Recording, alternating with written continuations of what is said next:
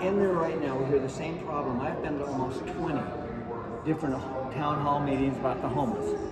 Whether it's here, Bolden, Enterprise, it doesn't matter. The complaints are always the same. Yeah. The thing is, when these guys move the homeless guys from Enterprise, well, they go to Bolden. Then Bolden moves them somewhere else. Nothing gets done. Despite the ordinances and everything. Well, yeah, nothing happens because there's no place to put them. The other problem we've noticed is everywhere we've gone, where do you put them? Well, I'll give you an example. In Los Angeles, they tried a thing called tiny villages. Sounds like a great idea, right? It didn't work. Not even close. Let me give you an example. They put it in one neighborhood. It had 3 calls in 10 years, in a whole decade for 911. They put the tiny village in there, 137 calls the first 6 months. Okay. So what do? We give them treatment? Well, probably the best thing is right now would be to, yes, rehab buildings that the state owns, state office buildings, rehab those and put them there.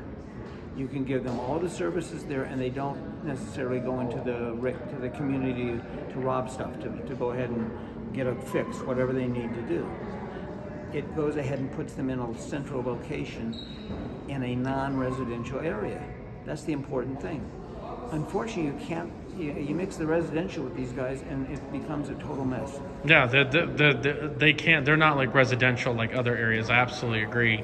So you can't put so you're not approving what the commissioner's doing, right? Well, he needs to find a place for people to live. You don't approve him? Okay. So should we just primary him, remove him? I mean, I don't know whether it would do any good to remove him and get someone else, but what they need to do is have a definite plan. I mean, the political system has been running this area for a long time. After all, this commissioner was the one who introduced to rename the airport. Yeah. We know that for a fact. Okay. And of course... Why are we here right now? So, I mean, it's the legacy of these politicians for decades that got us into this mess. So it is not just what happened the last few years. It's just... But they don't want to do anything because they don't have a plan. Nobody wants to have a straight plan. Everybody wants maybe there's NGOs that benefit from the status quo. Possibly. I mean, that's what you have in California, where the money goes to NGOs, but it doesn't... Everybody wants to be Moses. They all want to lead everybody into the promised land. It's like, that's not how it's going to work. You see what they do? You see what he did? Yep. Yeah. It's a yo-yo. Yep. Yeah, well, I mean, you'd have to primary him because, I mean, that's the way you're going to get him out. But there's just a lot of unions and NGOs that support this guy, and I know his endorsements, and he seems like a sincere person. I mean, but I'm just saying, if you're not happy with him, it's their duty to replace these people. That's just the bottom line. Thank you, man. Have a good one. Anything else? No. Anything you'd like to say? What about the suggestion? Okay, I'll give you a few seconds. Please support the homeless. I think because it's way different than what other people say. I don't like my face. I'm turning this way. Okay. Just to let it be known that they recognize when something that's in the home materialist of people that's out there 24 hours, don't have family, don't have money, don't have nowhere to go. Like I said, thank you. The homeless thing that we came up with in a group that I've been with, they're trying to build like the Campus for Hope, it's called. Yeah. That's a joke.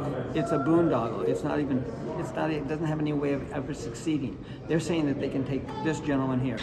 He's homeless, let's say he's unhoused, homeless, whatever. In 6 months, they'll have him ready and they can put him out in the street and he'll find a place to live. Yeah, it sounds like these people need treatment.